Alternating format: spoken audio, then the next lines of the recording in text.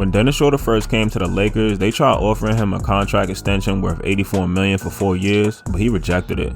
He felt like he was worth $100 million, but unfortunately he didn't play like he was worth that. In the regular season, he had a pretty decent year, averaging 15 points and 6 assists, but he didn't show up at all in the postseason. He only averaged 14 points and 3 assists, shooting 40% from the field and 30% from 3. That isn't too bad, but for a player that's looking for $100 million, that's not good enough. And we can clearly see that because at this point, he still hasn't signed a contract yet. And when he does eventually sign somewhere, his contract is definitely going to be less than the $84 million he was offered earlier this year. NBA fans were flaming him on Twitter because of this. The shit I was seeing had me dead, son. Oh my god, the internet is hilarious. I feel bad for him. I'm sorry. To my mother, I'm sorry. He isn't the only one to go out sad like this though. We've seen this happen to a lot of players in the past. Let's take a look at some other players who did the same thing. Let's start off with Victor Oladipo. When he was on the Pacers, after he got injured, they offered him a $112 million contract over 4 years, but for some reason he rejected it.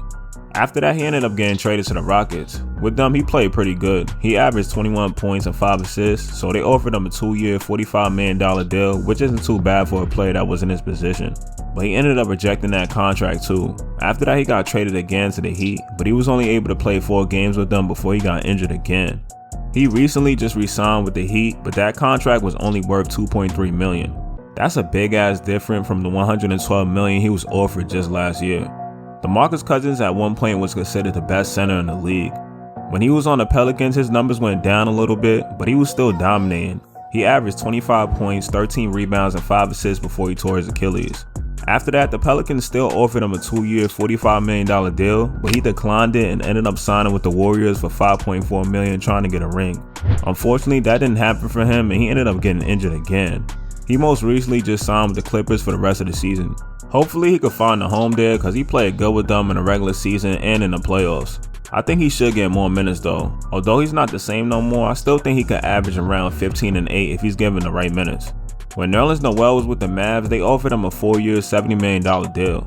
But guess what his dumbass did? Rejected it, because he wanted a max deal. I was so mad when he did this too, because he didn't play nowhere near the level he needed to even do that. But don't get it twisted, he was playing like a solid big, but he wasn't worth no max. Later that year, he ended up re-signing with them, but only for $4 million. And even recently, he still ain't get the max he wanted. He just signed a 3-year, $32 million deal with the Knicks. But that's not bad for him at all. I can't wait to see how the Knicks do this season too. But next is Shabazz Muhammad. I know y'all probably forgot about him. When he was with the Timberwolves, at one point they offered him a 4-year, $40 million contract. During that season, he averaged 10 points and 3 rebounds, shooting 48% from the field, 34% from 3, and 77% from the line. So that deal wasn't too bad for him at all. But he felt like he could get more in free agency, so he declined it. No teams ain't really offering him a bag, so he signed back with the Timberwolves but on a minimum deal. He ended up getting traded though after to the Bucks, then he was out of the league in a few months after that. Damn, I know he wishes he could take that decision back. Latrell Sprewell probably had it the worst though. When he was with the Timberwolves, he was playing pretty solid and even went to the Western Conference Finals with them one year. Because of this, they offered him a 3-year, $21 million deal, but he rejected it because he said it wasn't enough to feed his family. It's one thing to reject it, but to say that wasn't enough to feed his family, he's bugging for that. Unfortunately, after that season, he ain't signed with no other team. At least everyone else I named got another contract after they rejected the initial one. But yeah, those are some players that should have never rejected those contracts. I know they all wish they can go back in time, but fuck it, it is what it is.